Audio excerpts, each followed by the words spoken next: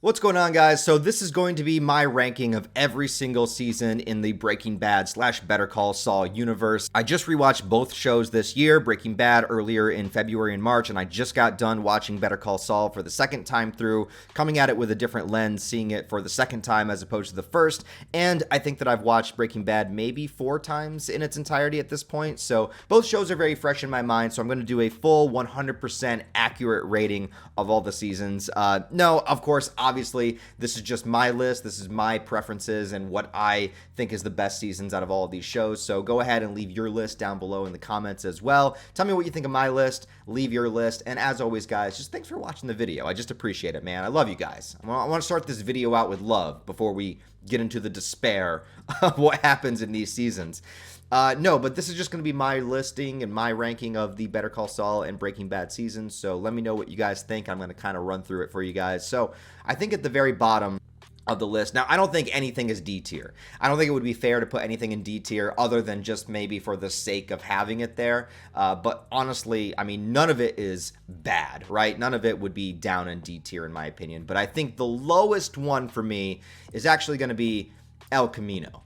El Camino is, of course, the follow-up Netflix movie of the aftermath of Breaking Bad, showing what happens to Jesse Pinkman, and it very much is an epilogue to the series. Now, I don't think El Camino is bad at all, and there is a lot of things in El Camino that I really like. I love actually being able to see what happened to Jesse afterwards. I love that moment where Skinny Pete tells Jesse that he's his hero, and just like it always warms my heart. I think there is some great scenes. I like that they added more scenes with Robert Forster, who is the guy that gives people their fake identities and lets them and moves them to a different part of the country, because he's rarely in the series. He only has like 2 or 3 like episodes that he's in the entire series. So I like that he's in here. It has good flashbacks. But the thing is about El Camino is that I just honestly don't think that it was necessary. I mean, I liked seeing what happened to Jesse, but if you think about it, at the end of Breaking Bad, Jesse is in a car driving off into the distance, and at the end of El Camino,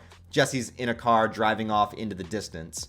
It kind of ends the same way, even though there's a little bit more security for Jesse's future in El Camino, but it kind of ends the same way. Also, they do create an antagonist for the El Camino movie, and he is by far the weakest Breaking Bad Better Call Saul antagonist and doesn't have hardly enough screen time to build him up. So overall, even though El Camino has some great moments in it and I think it's decent, I do think overall it's kind of unnecessary and is definitely my least favorite. Now, next, I would also put in C tier, I'm going to go Better Call Saul Season 2, actually. I'm going to put that above El Camino. Now, Season 2, rewatching it, I know the first time that I watched Better Call Saul, I said that I had a hard time kind of getting into Season 1 and Season 2. I didn't think it was quite up to the level of where Better Call Saul became.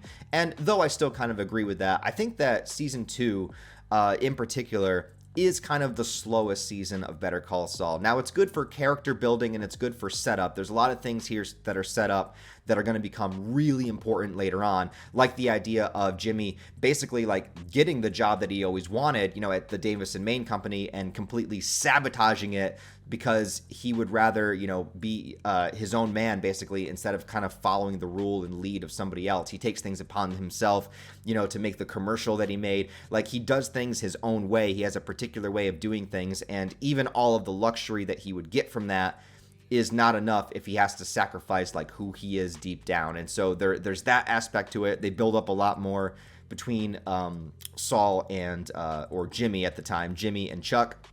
There's a lot of good things that are happening here. Obviously, we get the introduction of Hector Salamanca. And I do love the scene where Mike basically like pretends to be like some kind of slow old man to Tuco, and then basically gets into a fight with him, and he's going through all of this shit just to not kill Tuco. And it's kind of like funny to see where Mike eventually ends up, because Tuco, for all intents and purposes, is somebody that probably deserves it more than anybody else. And Mike went through so much shit to not kill him. And then later on, Mike just becomes like, this right-hand man of Gus, and he kills so many people. So I just found that to be a really interesting start to his character development. But compared to all the other seasons of the show and all the other seasons of Breaking Bad, I do think that Season 2 is the most slow of all the seasons and has like the least amount of peak moments for me. Now, the next season I'm going to put up in B tier because I honestly think everything else is B and A and S tier from this point on. Like, I really, really do. And I'm going to put Better Call Saul season 1. And I do feel bad about ranking season 1 of Better Call Saul so low because on my rewatch, I actually really enjoyed this season. I love the first couple episodes where Saul has to kind of negotiate his way out of Tuco kind of killing him, and then also Tuco killing the two skater punks at the same time. Like, it really showcases his skills as a smooth talker, a negotiator, and just having that charisma that he has. And kind of is like a precursor to who he would eventually become. I also like all of the things that happen towards the end of the season where, Chuck finally tells him, you're not a real lawyer, and how he holds the law at a very sacred position and just sees Jimmy as somebody that skirts by and gets things out the easy way and just kind of relies on his charm and his charisma and doesn't really have like the integrity that Chuck has. So I like that kind of stuff. I like seeing Jimmy struggle. I like seeing him having a really hard time getting cases. It's a very interesting juxtaposition to where we know Saul as in Breaking Bad, and then we come to him in season 1 of Better Call Saul, and like the dude is, has like a really tiny cramped office in the back of a nail salon, and he can't get any cases, and he's just having a really hard time and struggling. And I think it's one of those moments too where you see that like he had the potential to really kind of turn a new leaf. Like, he had a potential to actually become a legitimate lawyer, but there was, Chuck just not allowing him to be on his level whatsoever. And also just the allure of going back to scamming, just seeing like how easy it would be just if we scammed a little bit, just that very beginning prank that he does in episode 1 just kind of is like the beginning of a domino effect that changes everything. So the next one I would put above that is probably Breaking Bad season 1. Again, I love Breaking Bad season 1, and I think it's really, really difficult to rank it this low. I think it just has the problem of only having 7 episodes, where every other season here just has a lot more episodes to get into the meat of the story and the characters. And I love the first 3 episodes of Breaking Bad. I don't understand when people say Breaking Bad starts off slow. I mean, sure, season 1 is slower than seasons, 3, 4, and 5 that get really intense, but I think the first 3 episodes are just absolutely fantastic. In the first couple episodes, we have, Walter going into the desert, deciding to cook meth, and then we have them getting attacked. Walt has to decide whether or not to kill somebody, and then they have to figure out how to dispose of a dead body in a bathtub that, like, breaks through the house. It's just like, there's so much shit going on. I just don't understand how it's not engaging to some people. But hey, everyone has their tastes and preferences, so it is what it is. I also think it gives great insight into Walt's character when you see him refuse the handout that Elliot and Gretchen give to him, where you see that he really has this ego and pride to want to be able to do it himself and want to provide himself and not accept help from other people, which is like the beginning downfall of what happens. Next, I think also in B tier, I'm going to put Breaking Bad season 2. I think it's a little bit of improvement over season 1. Again, those first couple episodes with Tuco are just super intense. And then also it has great moments of them sort of trying to build this, meth empire that they're trying to make, and just everything going wrong. And I do like and appreciate these moments before they get involved with like the cartel stuff and the Gus Fring stuff and all of that. Like, I like how they're just street level at this point in time, and they're having all the troubles that you would go through. Like, one of them gets robbed, Skinny Pete gets robbed, and then Badger gets arrested, and then Combo gets shot. Like, it's all like the different problems on various degrees of intensity of what you would have to deal with going through this, while at the same time, Walter's marriage is slowly starting to crumble apart. Obviously, Jane is the sexy, goth GF of the series, so I have to give that some credit. So, yeah, just a great season overall. Next, and I think this is going to be my final B tier, I think I'm going to put Better Call Saul Season 3.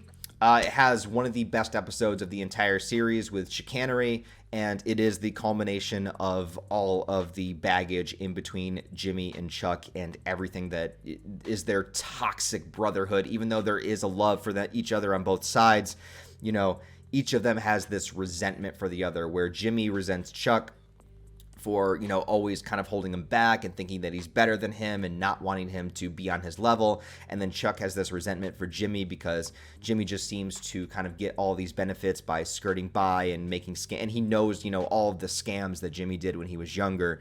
And so, he's always going to see him as that kid that stole money out of the cash register. You know, he's never going to see him as his equal. So like it all just comes to a head in that episode. Also, there's very few episodes of Better Call Saul that actually are like courtroom cases or courtroom drama, and this entire episode is. And I think that it amplifies the entire season. There's other things in the season that are great too, but I think that episode alone just like puts it, at the top of B tier for me. All right, for this point forward, I think we have to go to A tier because all of the rest of these seasons are just fucking phenomenal. So I think that my bottom A tier is going to be Better Call Saul season 4.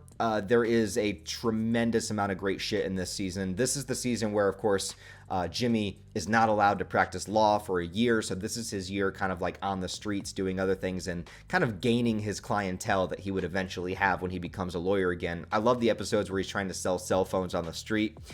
This is also the season where they do a lot of character development for Nacho, who they find out that he's the one that put Hector into that made him have his stroke. And so Gus is really like being the puppet master to Nacho, like making him go through a ton of shit, basically saying like, I own you, and like threatening his father and shit. So there's all of that going on in this season overall. And you just see, Jimmy's character development of kind of like ignoring the fact that Chuck died and not really kind of, grieving, not going to see the therapist, and he's just kind of like ignoring it and throwing himself more and more into the Saul persona. All right, my next A tier is going to be Breaking Bad Season 3, which just edges out Better Call Saul Season 4. I think Season 3 of Breaking Bad is when things really start to shift into a very, very intense dynamic. This is the season where, Walt and Skyler are separated, so you're dealing with that drama. This is the season where there's a hit out on Walter's head from the cartel with the twins, the Salamanca twins make their first appearance.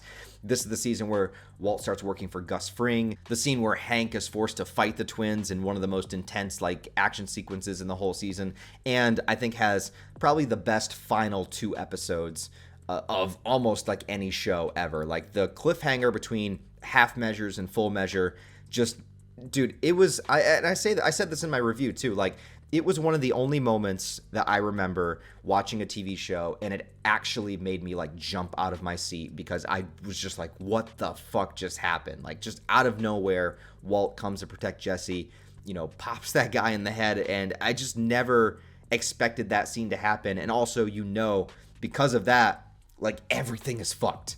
Everything from this point forward is fucked. And it's actually ironic that I think that episode is like the halfway point of the entire series. Like, if you're counting the episodes by number, that episode is like the halfway point. So it really is that moment where things just reach the peak of the roller coaster and then everything plummets down after that. And honestly, guys, I kind of want to put every other season that's left in S tier.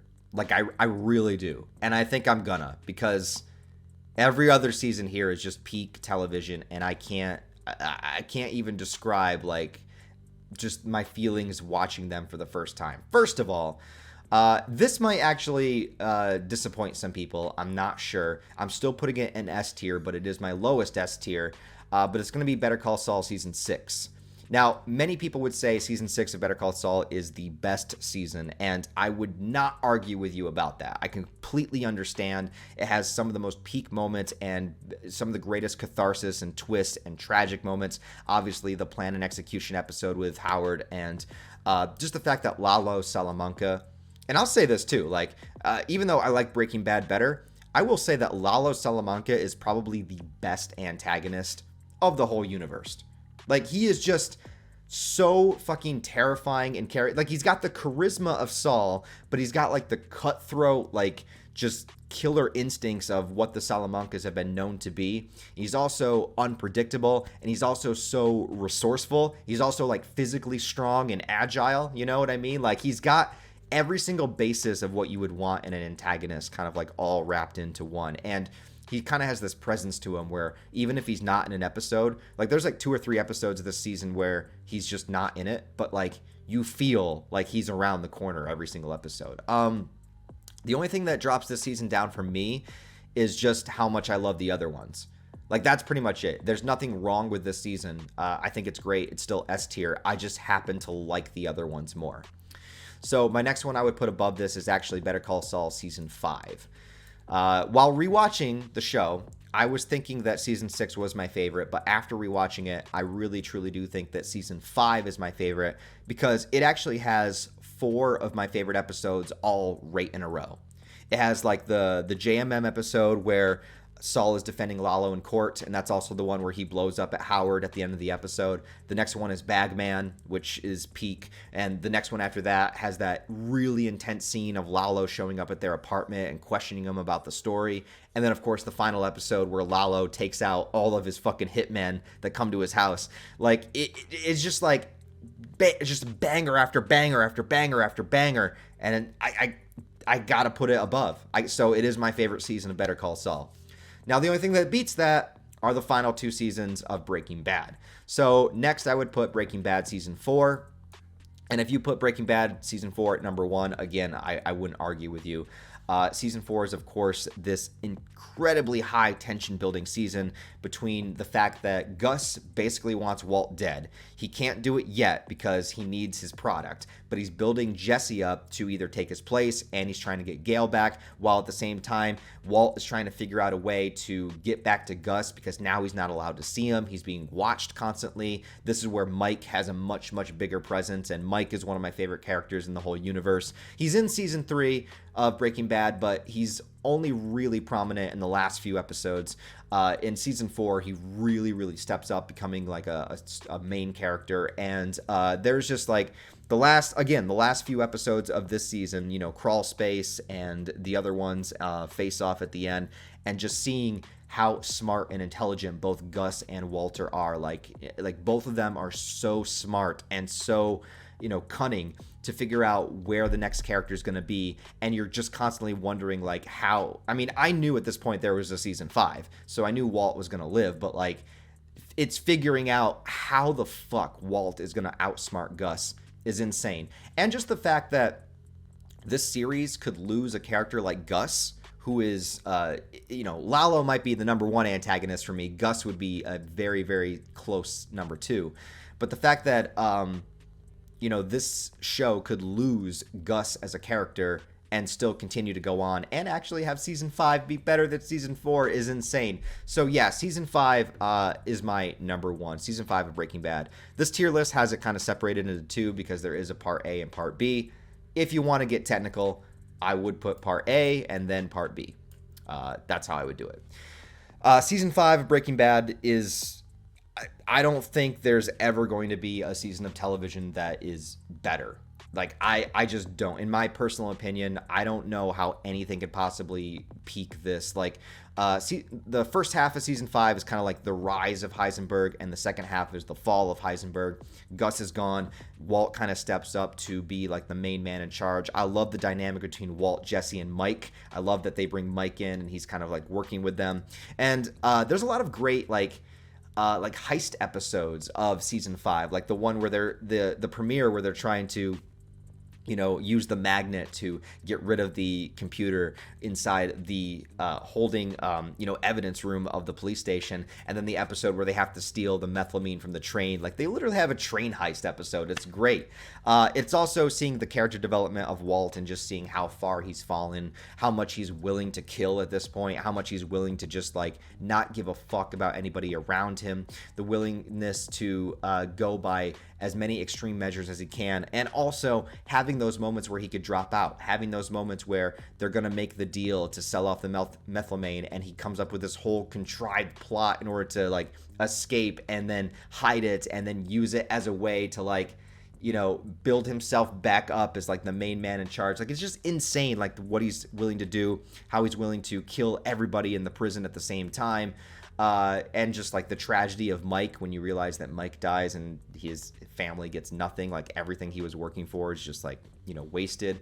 And then the second half, which is just this insane, cat and mouse game between Walt and Hank, and, leading into the final 3 episodes of the series, or the final 4 episodes of the series, really.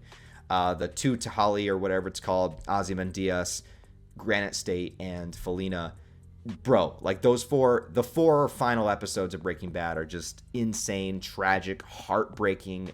Every time I watch the scene where Skylar and Walt fight in the living room and then Walt Jr. jumps in. Like, it makes me want to cry, dude. Like, it's just seeing this family be just so torn apart. Like, it just, bro, like, I don't know, man. Like, nothing ever reaches that. I think it's got a very satisfying conclusion.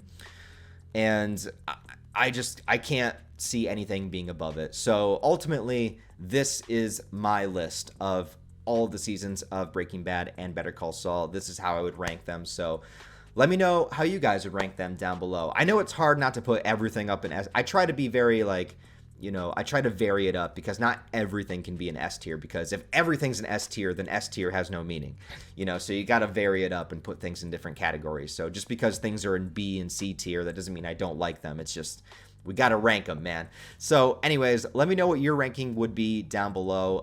Thanks as always for watching this video, guys. Please give it a thumbs up and a like. Help it out in the algorithm. Other than that, I hope you guys have a wonderful rest of your day, and I'll talk to you next time.